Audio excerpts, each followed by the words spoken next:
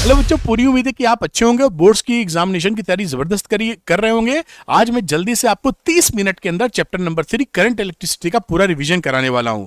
और इसको नोट करने के लिए, इसके पॉइंट को नोट करने के लिए आप अपने जो कॉपी है और पेन उसको साथ में रखिए, जिससे साथ साथ आप फटाफट नोट कर सकें। आपके लिए मैंने देखिए डिटेल्ड वीडियो भी बना दिए हैं, डिटेल्ड वन शॉट है, पीवाईक्यूज, एमसीक्यू, डेरिवेशंस, और ये इसको मैंने दिया ऑल वीडियो लाइब्रेरी का लिंक। वन शॉट दिखाई पड़ रहे हैं, पीवाईक्यू, डेरिवेशन, इस शीट का आप इस्तेमाल कीजिए, इस बुक का इस्तेमाल कीजिए। जो भी वीडियो देखना चाहते हैं प्ले बटन पे क्लिक करेंगे, ओपन हो जाएगा। इसका लिंक मैं डिस्क्रिप्शन में दे रहा हूं, आप क्लिक करके देख सकते हैं। सब कुछ एक जगह आपको मिल जाएगा, परेशान होने की जरूरत नहीं। जो बच्चे चाहते हैं कि इस प्रेजेंटेशन का उनको पीडीएफ मिल जाए, वो अरविंद एकेडमी टेलीग्राम चैनल को ज्वाइन कर लीजिए। यहां मैं आपको इसका पीडीएफ आराम से मुहैया करा दूंगा। साथ में आपके लिए 2 कोर्सेज हैं बड़ी इंटरेस्टिंग।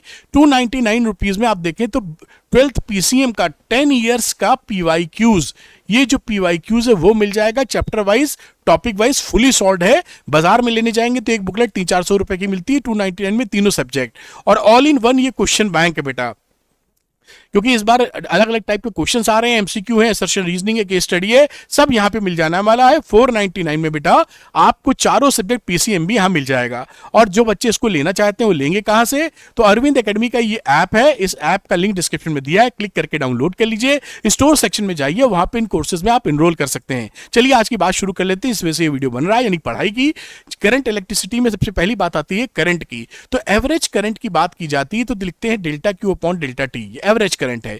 लेकिन इंस्टेंटेनियस करंट की जब बात करते हैं, किसी क्षण जब करंट चाहिए होती है, तो कैलकुलस का इस्तेमाल लग जाता है dq अपॉन dt। आप जानते हैं, मैं याद दिला रहा हूं, ये एक स्केलर क्वांटिटी होती है जैसा आप पहचानते हैं, और इसकी यूनिट एसआई यूनिट आपकी बन जाती है बेटा एम्पियर। तो ये करंट की हो गई बात। अगली बात, जो डायरेक्शन ऑफ करंट की बात की जाती है, एक होती है कन्वेंशनल करंट। कन्वेंशनल करंट का मतलब होता है पॉजिटिव चार्ज जो होते हैं उनका जिस डायरेक्शन में फ्लो होता है वो होता है आपका कन्वेंशनल करंट।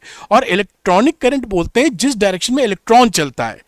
तो इलेक्ट्रॉन तो भाई इस कन्वेंशनल करंट की विपरीत दिशा में चलता है, तो इलेक्ट्रॉन चलने की दिशा हो गई इलेक्ट्रॉनिक करंट, और पॉजिटिव चार्ज जिस दिशा में चल रहे हैं उसको बोलेंगे कन्वेंशनल करंट।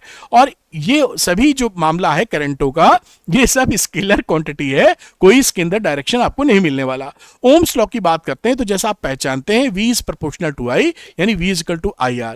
ये V is equal to IR valid तब होता है जब आपका टेम्परेचर आपका सेम रहे, ना बदले, और फिजिकल कंडीशंस भी सेम रहें, तो आपको ये ग्राफ मिलता है। VI के अंदर एक स्ट्रेट लाइन, ध्यान रखिएगा, मैं आगे भी बात करूंगा।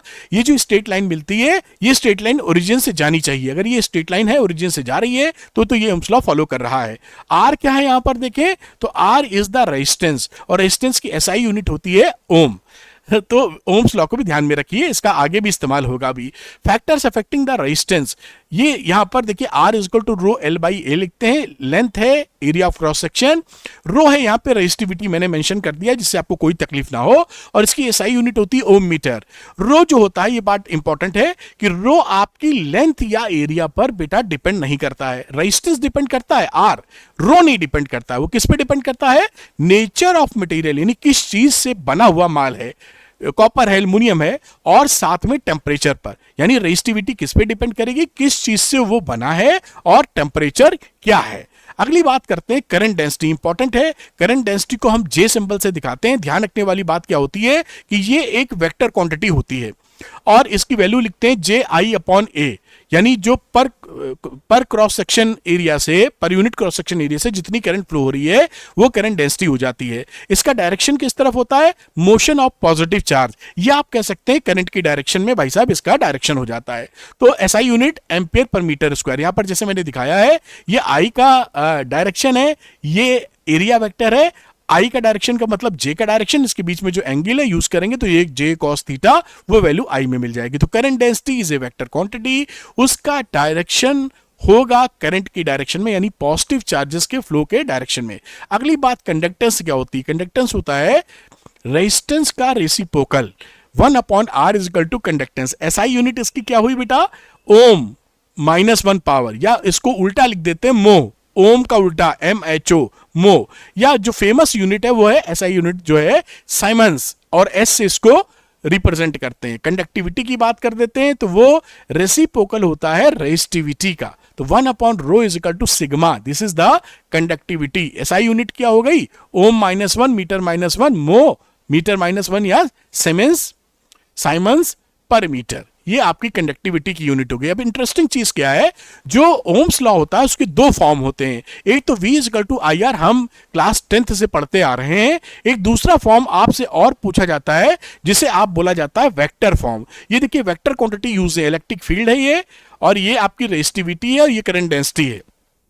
ये भी ओम्स लॉ, देखिए मैंने इसको एक छोटा सा मैप बना दिया है, और ये करंट डेंसिटी है, ये हो गई आपकी कंडक्टिविटी, ये इलेक्ट्रिक फील्ड। तो इस फॉर्म को, ये जो फॉर्म लिखा है, इस फॉर्म को आप बोलते हैं vector form of Ohm's law, क्योंकि यहां पर जो क्वांटिटी यूज्ड है ये पूछी गई, ये इंपॉर्टेंट है, आपके एग्जामिनेशन में ये पूछा जाता है। मैं यहां पर आपको ये हाईलाइट करता चलूंगा कि एग्जामिनेशन पर्पज से कौन कौन सी चीज इंपॉर्टेंट है, कौन से डेरिवेशन ज्यादा पूछे जा सकते हैं, वो आप जरूर नोट करते रहिएगा। तो vector form of Ohm's law, this is very important for you, अक्सर पूछा जाता है। अगली बात हम लोग कर लेते हैं ohmic and non ohmic conductors. तो जो कंडक्टर्स ओम्स लॉ फॉलो करते हैं उनको हम बोलते हैं ये ओमिक कंडक्टर हैं। एग्जांपल के तौर पे metallic conductor with small current. अब इसके ग्राफ की बात कर लेते हैं। जो VI ग्राफ होता है, V और I में ये स्ट्रेट लाइन होती है, और बेटा ये ओरिजिन से पास होती है। यहां पर मैंने देखो लिख भी रखा है, straight line passing through origin. तो हमेशा ध्यान रखिएगा, जो भी ओम्स लॉ फॉलो करेगा उसका VI ग्राफ जो बनेगा वो स्ट्रेट लाइन बनेगी और ओरिजिन से जाएगी। अब दूसरी बात, नॉन ओमिक कंडक्टर्स कौन से होते हैं? जो ओमिक कंडक्टर नहीं है वो नॉन ओमिक है, मतलब जो ओम्स लॉ फॉलो नहीं करते उन्हें हम बोलते हैं नॉन ओमिक कंडक्टर्स। अब ऑब्वियस सी बात, एग्जांपल क्या आपसे पूछा जाता है, तो मेटालिक कंडक्टर ऑन हीटिंग, गर्म हो जाएगा तो ओम्स लॉ फॉलो नहीं करेगा। या पीएन जंक्शन डायोड भी आपने पढ़ रखा है, ये भी ओम्स लॉ फॉलो नहीं करता। इसका VI ग्राफ जो होता है या तो स्ट्रेट लाइन नहीं होगी, या स्ट्रेट लाइन होगी तो वो ओरिजिन से पास नहीं होगी। देखिए यहां पर तो कुछ पोर्शन स्ट्रेट लाइन का, बाद में ये डिफर करके आए, एक एग्जांपल मैंने दिया है। तो ये नॉन ओमिक कंडक्टर है, तो या तो स्ट्रेट लाइन होएगी नहीं, और हुई अगर तो वो ओरिजिन से नहीं जाएगी। ये कौन से कंडक्टर हो जाएंगे? नॉन ओमिक कंडक्टर्स, जो ओम्स लॉ फॉलो नहीं करते हैं। अगली बात बड़ी important, this is very important, इसका डेरिवेशन भी आपके यहाँ पूछा जाता है, इसको आप नोट जरूर कर लेना। Drift velocity and relaxation time. ये इसीलिए मैंने यहां पर इसकी डेफिनेशन लिख दी है, जिससे आप इस डेफिनेशन को याद करके भी निकाल सकें एग्जाम में लिख सकें। तो ये क्या होती है? ये होती एवरेज वेलोसिटी जो इलेक्ट्रॉन गेन करता है जब आप इलेक्ट्रिक फील्ड लगाते हैं। यहां पर देखिए फोटो मैंने दिखाया, आपको समझाता हूं। जब इलेक्ट्रिक फील्ड नहीं लगाया आपने, तो इलेक्ट्रॉन ये गाढ़ी वाली डार्क लाइन के हिसाब से रैंडम मोशन करते करते बी पर पहुंचा, थर्मल के वजह से, थर्मल जो हीट उसको मिली। और जब इलेक्ट्रिक फील्ड आप लगा देते हैं तो इलेक्ट्रॉन पे उसकी विपरीत दिशा में फोर्स लगता है, तो ये देखिए खिसकने लगा। अभी पहले यहां पहुंच रहा था, अभी देखिए यहां पहुंचा, ये हल्का हल्का शिफ्ट कर गया, अल्टीमेटली B' पहुंचा। और ये जो आपका खिसकाहट है, जिसे फिजिक्स की भाषा में ड्रिफ्ट बोलते हैं, दिस इज द ड्रिफ्ट। यही ड्रिफ्ट वेलोसिटी में कंट्रीब्यूट करेगी। ध्यान रखिएगा, ड्रिफ्ट वेलोसिटी एवरेज वेलोसिटी होती है, एक्सीलरेटेड वेलोसिटी नहीं होती। ये इसका फॉर्मूला है VD का। माइनस तब आएगा जब इलेक्ट्रॉन का वैल्यू रख रहे हैं आप। इलेक्ट्रिक फील्ड, रिलैक्सेशन टाइम और मास ऑफ द चार्ज, जो कि यहां पर इलेक्ट्रॉन की बात कर रहे हैं। रिलैक्सेशन टाइम क्या होता है? दो सक्सेसिव टक्करों के बीच में लगने वाला एवरेज टाइम। भाई ये जो इलेक्ट्रॉन आगे जाएगा तो टक्कर खाएगा ना, तो दो लगातार टक्करों के बीच में जो एवरेज टाइम होता है उसको बोलते हैं रिलैक्सेशन टाइम। आपकी जानकारी के लिए जल्दी से, जो थर्मल स्पीड होती है इलेक्ट्रॉन की वेलोसिटी, वो होती है 10⁵ मीटर पर सेकेंड। काफी ज्यादा हो गया। और इसकी ड्रिफ्ट वेलोसिटी जस्ट 1 मिलीमीटर पर सेकंड होती है, बहुत ही छोटी। आप जो 6 इंच की स्केल यूज करते हैं 15 सेंटीमीटर की, उसका एक खाना। और relaxation time is also very small, 10⁻⁻14 second. This is very very small. इसके कंपैरिजन में ड्रिफ्ट वेलोसिटी कितनी ज्यादा कम है, इसका अंदाजा आपको हो गया होगा। ये फॉर्मूला आपको याद होना चाहिए, इस पे आपके न्यूमेरिकल भी बनते रहते हैं, आते रहते हैं। अब देखिए relation between electric current and drift velocity, यानी I के बीच में और VD के बीच में आपका रिलेशन क्या है। बड़ा सुंदर सा फॉर्मूला है, I = NEA VD। इस फॉर्मूले पे आपको न्यूमेरिकल भी मिलेंगे बेटा। तो इसको आप, इसके रिलेशन का डेरिवेशन भी पूछा जाता है, तो इसका डेरिवेशन भी आप पकड़ लीजिए बेटा। मैं यहां पे व्हाइट कलर लेना चाहता हूं, क्या ले पाऊंगा? तो शायद मैं ले पाऊंगा। ये आपका डेरिवेशन और न्यूमेरिकल भी तैयार कर लीजिए। साथ में देखिए यही चीज है इन वेक्टर फॉर्म। अगर वेक्टर फॉर्म में आ जाए रिलेशनशिप लिखने के लिए तो करंट डेंसिटी हो जाएगी, इस ए को नीचे ले आओ, आई बाई ए करंट डेंसिटी होती है NeVd। तो ये आप ध्यान रखना, ये जो n है ना, ये इलेक्ट्रॉन डेंसिटी होती है, यानी number of electrons per unit volume, इसमें गलती नहीं करेंगे आप। अगली बात करते हैं डिडक्शन ऑफ ओम्स लॉ। ये देखिए, ये r की वैल्यू है ml upon NE square tau into A. ये ओम्स लॉ क्या बताता है कि r कांस्टेंट होता है, R V is equal to I R लिखते थे ना, आपको याद है। तो अगर हम टेम्परेचर को ना बढ़ाएं, फिजिकल कंडीशन सेम रखें, तो आर एक फिक्स नंबर मिलता है, कांस्टेंट मिलता है। यही बात यहां से आती, फॉर ए गिवन सैंपल आप MnE स्क्वायर, m तो मास हो गया, n नंबर डेंसिटी हो गई, वॉल्यूम डेंसिटी, ई इलेक्ट्रॉन पे चार्ज, टाउ बढ़ेगा नहीं क्योंकि टेम्परेचर कांस्टेंट है, LA भी नहीं, फिजिकल कंडीशन सेम रख रहे हैं। तो ये ओम्स लॉ का डिडक्शन हो जाता है on the basis of drift velocity. तो R का मतलब है आपने ओम्स लॉ को प्रूव कर दिया on the basis of drift velocity, ये फॉर्मूला निकालने के बाद, क्योंकि इस फॉर्मूले में कुछ नहीं बदलेगा अगर आप टेम्परेचर नहीं बदल रहे हैं और फिजिकल कंडीशन नहीं बदल रहे हैं। तो आप समझ पाए होंगे।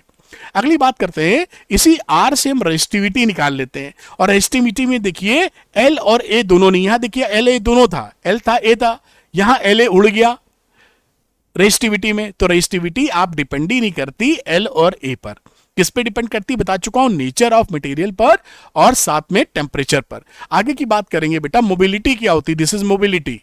तो मोबिलिटी होता है म्यू को मोबिलिटी से दिखाते हैं Vd अपॉन E, यानी पर यूनिट इलेक्ट्रिक फील्ड पर जो ड्रिफ्ट वेलोसिटी गेन करता है चार्ज, उसको बोलते हैं मोबिलिटी। और करंट से इसका रिलेशनशिप लिख दो तो NeA म्यू E, इस रिलेशन को भी याद रखिए। मोबिलिटी की मैंने डेफिनेशन भी लिख दी है, कई बार ये आपसे पूछ ली जाती है, सुंदर तरीके से आप इसको मेंशन कर दीजिएगा। साथ में टेम्परेचर डिपेंडेंस दिखाने की बात की है, रेजिस्टिविटी थी है। मेटल्स में क्या होता है, जब आप टेम्परेचर को बढ़ाते हैं बेटा तो रेजिस्टिविटी बढ़ जाती है, इसको याद कर लीजिए आसानी से। सेमीकंडक्टर में जब टेम्परेचर बढ़ाते हैं तो रेजिस्टिविटी घट जाती है, इलेक्ट्रोलाइट्स में भी टेम्परेचर बढ़ाने पर रेजिस्टिविटी फॉल कर जाती है। कभी कभी एक एक नंबर के सवालों में घुमा के पूछ लेते हैं, आप भी घुमा के छक्का मार दीजिएगा।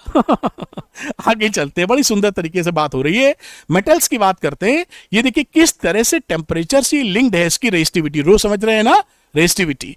तो rho is equal to R rho not 1 plus alpha t minus t not. Alpha क्या है भाई, एल्फा है कोफिशिएंट ऑफ रेजिस्टिविटी, इसे बोलते हैं coefficient of resistivity, SI unit होती है पर डिग्री सेंटीग्रेड।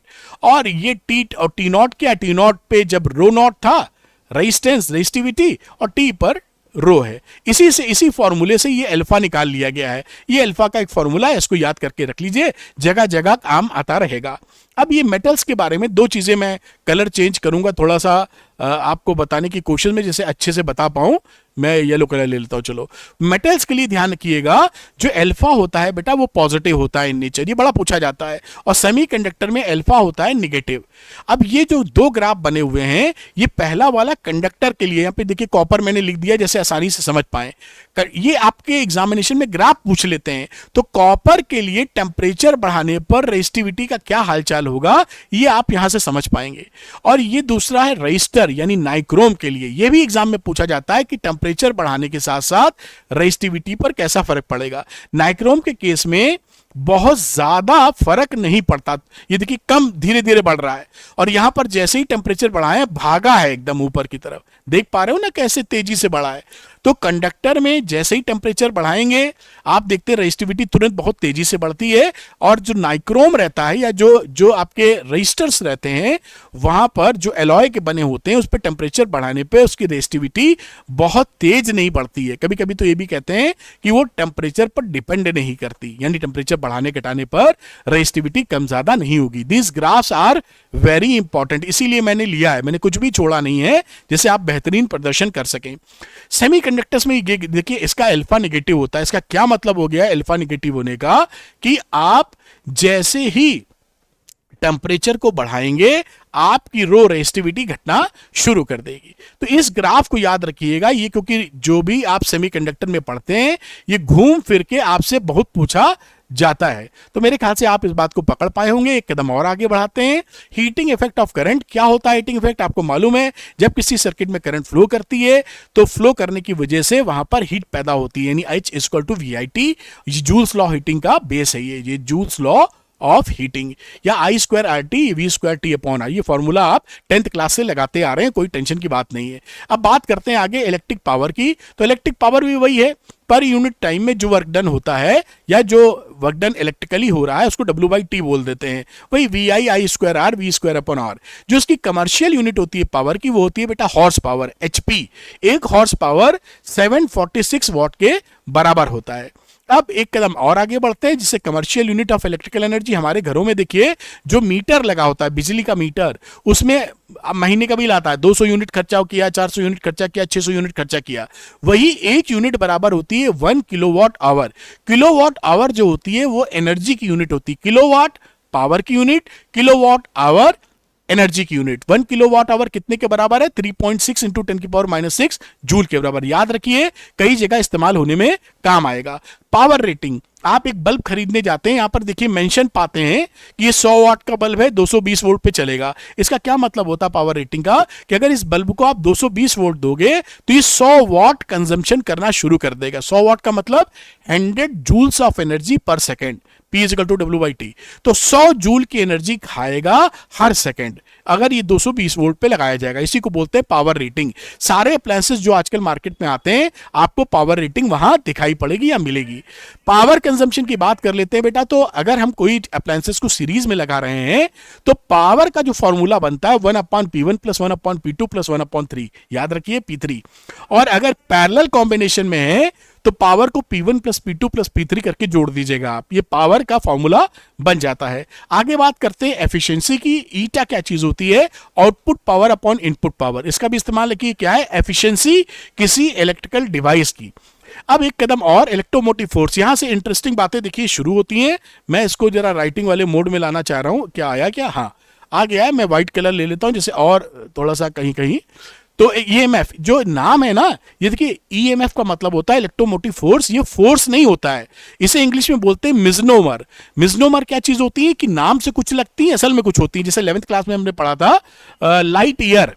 तो लाइट ईयर में ईयर है, ईयर लगता है जिससे समय की यूनिट है, लेकिन वो डिस्टेंस की यूनिट थी। तो मिसनोमर का मतलब होता है कि नाम देख के लगेगा ऐसी चीज होगी, असल में वैसी नहीं होगी। तो ये इलेक्ट्रोमोटिव फोर्स भी फोर्स नहीं होता, ये एनर्जी है। Work done per unit charge, यानी एक एनर्जी का मेंबर है। और E is equal to W by Q होता है। इसका टोटल मतलब निकालें तो एक यूनिट पॉजिटिव चार्ज को देखिए, एक यूनिट पॉजिटिव चार्ज को एक पॉइंट से अगर आप घुमा दें, पूरे सर्किट में घुमा दें और वापस यहीं पहुंचा दें, सर्किट में घुमाते हुए हर जगह से, तो जितना वर्क डन करना पड़ेगा उस यूनिट चार्ज को मूव करने के लिए, वही वर्क डन आपको इलेक्ट्रोमोटिव फोर्स कहलाएगा। ये इलेक्ट्रोमोटिव फोर्स सेल के सेंस में ज्यादा यूज करते हैं। दूसरा भी एक फॉर्मूला, एक डेफिनेशन होती है इलेक्ट्रोमोटिव फोर्स की, जो भी बताने वाले हैं हम। In case of discharging V is equal to E minus IR होता है। V क्या है? Potential, terminal potential. E है EMF, I है करंट, स्मॉल r है इंटरनल रेजिस्टेंस। यहां पर देखिए V is less than E होता है। और अगर मान लीजिए चार्जिंग हो रही है, जैसे मोबाइल चार्ज करते हो, तो वहां पर उल्टा फॉर्मूला लग जाता है, V is equal to E plus IR। यहां पर V E से बड़ा हो जाता है। यहां पर इस कंडीशन में अगर हम करंट बाहर जो करंट फ्लो हो रही है उसको शून्य कर दें तो V बराबर E हो जाता है। मतलब अगर सर्किट ओपन है तो सेल का टर्मिनल पोटेंशियल उसके ईएमएफ के बराबर होगा। अगर सर्किट क्या है? ओपन, करंट नहीं फ्लो कर रही है, तो ये भी एक आप कह सकते हैं कि maximum terminal potential is known as a EMF, क्योंकि ये मैक्सिमम वैल्यू ही है जो ईएमएफ के बराबर जा रही है। आगे की बात करते हैं कि जो इंटरनल रेजिस्टेंस होता है सेल का, वो क्या होता है और किस पे डिपेंड करता है, अक्सर आपसे पूछते हैं। तो भैया ये जो इलेक्ट्रोलाइट भरा है, जब एक चार्ज मूव करता है तो उस इलेक्ट्रोलाइट के जो एटम्स हैं, मॉलिक्यूल्स हैं, वो उसका विरोध करते हैं पोजीशन, जिससे आपको रेजिस्टेंस ऑफ द सेल मिलता है। ये किन किन चीजों पे डिपेंड करता है इसकी हम लोग बात कर लेते हैं। तो पहली बात करता है नेचर ऑफ इलेक्ट्रोलाइट। भाई किस तरह का इलेक्ट्रोलाइट आप लेके बैठे हैं, अलग अलग टाइप के इलेक्ट्रोलाइट है, अलग अलग उसका रेजिस्टेंस है। साथ में कंसंट्रेशन ऑफ इलेक्ट्रोलाइट, ये इलेक्ट्रोलाइट कितना गाढ़ा है, कंसंट्रेशन ज्यादा है, ज्यादा रेजिस्टेंस।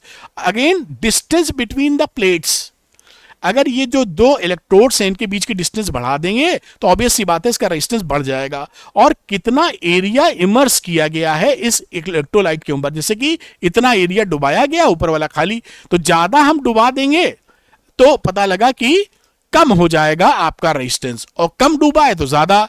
और टेम्परेचर, अगर टेम्परेचर हम बढ़ा देते हैं इलेक्ट्रोलाइट का तो हमारा जो इंटरनल रेजिस्टेंस है वो कम हो जाता है। ये कुछ खास बातें हैं सेल के बारे में, वो आप पकड़ के रखिए।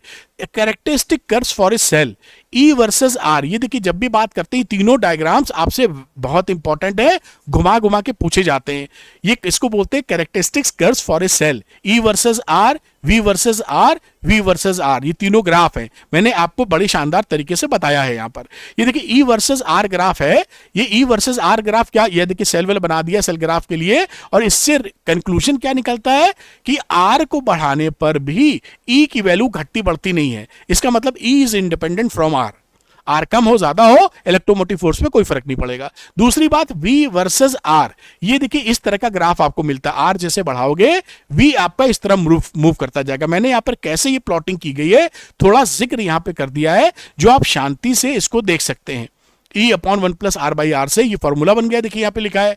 और अगर आर की वैल्यू 0 कर दोगे तो V की वैल्यू यहां पर 0 आ जाएगी, ये इंफिनिटी हो जाएगा, something upon infinity is equal to 0, तो R0 पे V0, ये पॉइंट मिल गया। दूसरा R is equal to R put कर दो तो नीचे आ जाएगा कितना 2 E बाई 2, ये देखिए E बाई 2 का ये पॉइंट मिल गया। और तीसरा पॉइंट R इंफिनिटी, तो V बराबर E इंफिनिटी का मतलब ये शून्य हो जाएगा, E के बराबर, ये E के बराबर। तो इस तरह का ग्राफ बन जाता है। ये किसके बीच का ग्राफ है, V साफ साफ लिखा हुआ है V वर्सेस R, ये बनाने को एग्जामिनेशन में आता है तो बिल्कुल पक्का कर लीजिए। दूसरे ग्राफ की हम लोग बात कर लेते हैं, V वर्सेस I ग्राफ। इसका जितनी सिग्निफिकेंस क्या होता है V वर्सेस I ग्राफ का, ये इस पैरामीटर पे बनाइए इक्वेशन होती है V is equal to E minus I R, इसको इस तरह से लिख लिया और कंपेयर कर दिया Y is equal to MX plus C से, तो ये देखिए स्लोप आ गया माइनस R। तो ऐसे ग्राफों में जब आप इसका स्लोप निकालोगे तो वो माइनस R के बराबर आ जाएगा, तो इंटरनल रेजिस्टेंस पता चल जाएगा। और इसका जो V का मैक्सिमम वैल्यू होता है वो EMF ऑफ द सेल होता है। तो ये दो कंक्लूजन्स, दो रिजल्ट आप अचीव कर लेते हैं इस ग्राफ से, तो ये ग्राफ की ये इंपॉर्टेंस है। अब कॉम्बिनेशन ऑफ सेल्स की बात करते हैं, सीरीज, पैरेलल और मिक्स्ड, तीन तरीके से सेल लगाएंगे, या तो सीरीज कॉम्बिनेशन में, या पैरेलल, या मिक्स्ड कॉम्बिनेशन में। सीरीज कॉम्बिनेशन की बात करते हैं, अगर आपने सेलों को सीरीज कॉम्बिनेशन में लगा दिया, यानी एक माइनस वाले टर्मिनल को प्लस से और प्लस वाले टर्मिनल को माइनस वाले टर्मिनल को प्लस से, ऐसे लगाते जाते हैं। मैंने लिखा भी है कि कई बच्चे पहचान नहीं पाते सीरीज कैसे पहचाने, तो हमेशा माइनस वाला टर्मिनल प्लस वाले से कनेक्ट किया जाएगा तो सीरीज कॉम्बिनेशन बन जाएगा। यहां अगर E1 E2 हमारे EMF हैं दो सेल के और रेजिस्टेंस है R1 R2, तो उनका इक्विवेलेंट E1 प्लस E2 होगा, R equivalent R1 plus R2 होगा। ये कॉम्बिनेशन ऑफ सेल है जिस सीरीज में हम लोग बात कर रहे हैं। अब बात करते हैं कि ये जो सीरीज कॉम्बिनेशन था, ध्यान रखिएगा ये सीरीज कॉम्बिनेशन की बात है। अगर n सेल्स लगा दे सीरीज में, ये बाहर R लोड लगा हुआ है, तो मैक्सिमम करंट की कंडीशन क्या होगी, तो ये होती है जनरल करंट, जो हमने यहाँ पे निकालेंगे हम लोग, I मैक्स होती है NE अपॉन R। और ये कंडीशन कब होती है, जब R यानी एक्सटर्नल लोड की वैल्यू, ये टोटल इंटरनल रेजिस्टेंस है, इससे काफी ज्यादा हो जाए, तब ये I मैक्स इतनी मिलती है। देखिए मैंने इसी चीज को भाषा में भी लिख दिया लैंग्वेज में, external resistance must be much higher than the total internal resistance, जो कि ये है टोटल इंटरनल रेजिस्टेंस।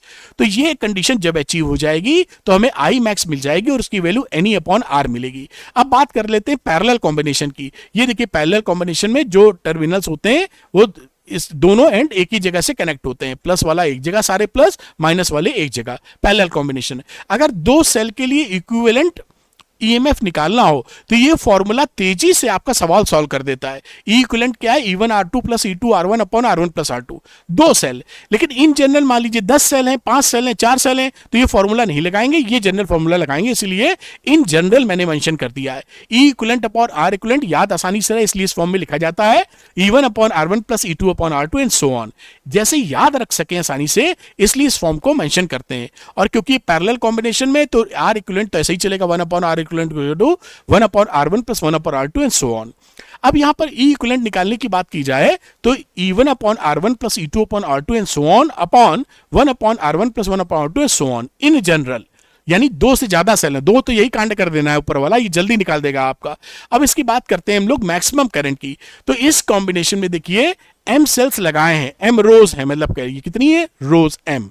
तो यहां पे करंट की वैल्यू आती है ME upon MR plus R, और यहां पर I मैक्स तब आएगी जब एक्सटर्नल लोड की वैल्यू टोटल, ये क्या है, टोटल इंटरनल रेजिस्टेंस, इससे काफी कम हो। देखिए यहां लिखा हुआ है कि मच स्मॉलर देन दी टोटल इंटरनल रेजिस्टेंस। तो I मैक्स होगी ME अपॉन R, लेकिन ये अचीव कब होगी, जब कैपिटल R काफी छोटा हो, R अपॉन एन से।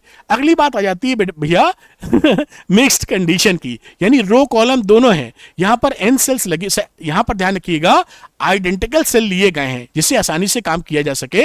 जब भी हम मैक्सिमम करंट की बात करेंगे वहां पर आइडेंटिकल सेल ले लेंगे, एक ही तरह के ई और आर वाले। एन सेल्स इधर लगे हुए हैं, एम रोज बनी हुई है जैसा आप देख पा रहे हैं। इसका करंट की वैल्यू आती है M N E upon M R plus N R, जैसा आप देख रहे हैं। ये इसमें मैक्सिमम करंट ये मिलती है, और ये अचीव कब होती है, जब R is equal to N R upon M हो, यानी external load total internal resistance के बराबर हो। आपने देखा एक सिंक्रोनाइजेशन है, जब हमने सीरीज की बात की थी तो एक्सटर्नल लोड की बात मिली थी ज्यादा हो, और जब पैरेलल की थी तो कम हो, और यहां पर बराबर हो। तो इसको याद रखना काफी आसान हो जाता है। तो यहां पर देखिए ये जो पैरेलल कॉम्बिनेशन था ये स्मॉलर, और सीरीज वाले की बात करेंगे तो सीरीज वाले में देखिए, इससे पहले मैं दिखाऊं आपको हायर, सीरीज वाला एक्सटर्नल लोड काफी बड़ा होना चाहिए, पैरेलल में होता था कम, और मिक्स्ड कॉम्बिनेशन में होना चाहिए इक्वल, जैसा आप यहां पर आसानी से देख पा रहे होंगे, याद करना आसान हो जाता है। एक कदम और आगे बढ़ाते हैं, बात करते हैं किरचॉफ्स लॉ की बेटा। अब यहां पर किरचॉफ लॉ में जो फर्स्ट लॉ है जंक्शन रूल, ये जंक्शन रूल बोलता है, सिंपल भाषा का यूज करेंगे कि ये पॉइंट अगर जंक्शन है तो आने वाली करंट बराबर जाने वाली करंट, सिंपल सी बात, I1 प्लस I2 आने वाली थी is equal to I3 plus I4 जाने वाली। दिमाग नहीं लड़ाना। और यहां पर है, ये किस चीज पर बेस्ड है, ये पूछा जाता है कंजर्वेशन ऑफ चार्जेस पर। ये आपसे बहुत पूछते हैं कि किरचॉफ का, इसके कई नाम भी हैं, first law, junction rule, Kirchhoff's current law. तो ये देखिए 3-3, 4-4 नाम रहते हैं इसके, इसको भी पकड़े रहिए, बात सबकी एक ही रहती है, और कंजर्वेशन ऑफ चार्ज पर ये बेस्ड होता है। सेकंड लॉ की बात करें, इसके भी कई नाम है, जैसे second law, loop rule, Kirchhoff voltage law, KVL के नाम से भी ये फेमस है, ये केसीएल के नाम से फेमस है, नाम कई हैं। ये क्या बोलता है, summation of delta V is equal to 0, यानी अराउंड एनी क्लोज लूप अगर आप मूव कर रहे हैं, जो पोटेंशियल का ड्रॉप होगा या डिफरेंस होगा, उन सबको ड्रॉप और इंक्रीमेंट को जोड़ देंगे तो वैल्यू कितनी निकलती है, 0 के बराबर। तो summation of delta V is equal to 0, ये किस चीज पर बेस्ड है, कंजर्वेशन ऑफ एनर्जी पर। देखिए पहला वाला बेस्ड था कंजर्वेशन ऑफ चार्जेस पर, ये बेस्ड है कंजर्वेशन ऑफ एनर्जी पर। ये बात ध्यान रखिएगा, आपसे एग्जामिनेशन में दोनों बातें पूछ ली जाती हैं, तो बिल्कुल इसमें मतलब कहीं से मिस नहीं होनी चाहिए चीजें। अगली बात करते हैं बेटा व्हीट स्टोन ब्रिज की, ये भी हमारे कोर्स में है। व्हीट स्टोन ब्रिज किस काम में आता है, हम सपोज करिए क्यू हमारा अननोन है यहां पर, तो हम ऐसा एक अरेंजमेंट लगा देते हैं जिसमें हम क्यू की जो वैल्यू है, जो अननोन रेजिस्टेंस है, उसको हम क्विकली एंड एक्यूरेटली मेजर कर सके, जल्दी से और सही वैल्यू मेजर कर सके। तो इस अरेंजमेंट में क्या होता है, P Q R S resistance, ये बाकी नोन होते हैं, सारे सेट कर देते हैं, मतलब की भी लगी होती है। अब यहां पर जब आप इसको करंट फ्लो करते हैं, और जब ये बैलेंस्ड व्हीट स्टोन ब्रिज होता है, तो बैलेंस्ड व्हीट स्टोन ब्रिज का मतलब की कंडीशन क्या होती है, दिस इज द कंडीशन, ये कंडीशन है बैलेंस्ड व्हीट स्टोन ब्रिज की, यानी P upon Q is equal to R upon S, ये रेशियो बराबर होना चाहिए। ये जब रेशियो बराबर होता है तो होता क्या है, होता ये कि इस ए और बी पॉइंट का जो पोटेंशियल होता है वो इक्वल हो जाता है, तो इसमें कोई करंट फ्लो नहीं करती बीच वाले में, जो ब्रिज का मतलब ब्रिज, ये ब्रिज बेकार का ब्रिज हो जाता है, मतलब इसमें से कोई करंट नहीं जाएगी। तो ये अगर बैलेंस्ड व्हीट स्टोन कंडीशन है बेटा, तो ये कंडीशन अगर है तो दैट मींस ये बैलेंस्ड व्हीट स्टोन ब्रिज है, और इस समय ए बी के बीच में कोई भी करंट फ्लो नहीं करेगी। इस पे आपके न्यूमेरिकल बहुत दिए जाते हैं, तो इसको आप अच्छे से तैयार कर लीजिएगा, और किरचॉफ्स लॉ पे भी न्यूमेरिकल आपके बनते हैं, तो किरचॉफ लॉ को भी संभालिए और व्हीट स्टोन ब्रिज को भी संभालिए, जिससे कि आप शानदार प्रदर्शन कर सकें। और इसी के साथ ही पूरा चैप्टर फिनिश हो जाता है। Thanks for watching. सब्सक्राइब कीजिए अरविंद एकेडमी चैनल को टॉप क्वालिटी कंटेंट के लिए, और कमेंट करके मुझे बताइए कि और क्या सपोर्ट आपको चाहिए, कहां आप फंस रहे हैं, जिससे मैं उस टाइप की वीडियो आपके सामने ला सकूं और आप अपने एग्जामिनेशन में बहुत अच्छा परफॉर्मेंस कर सकें। Thank you very much, wish you all the best.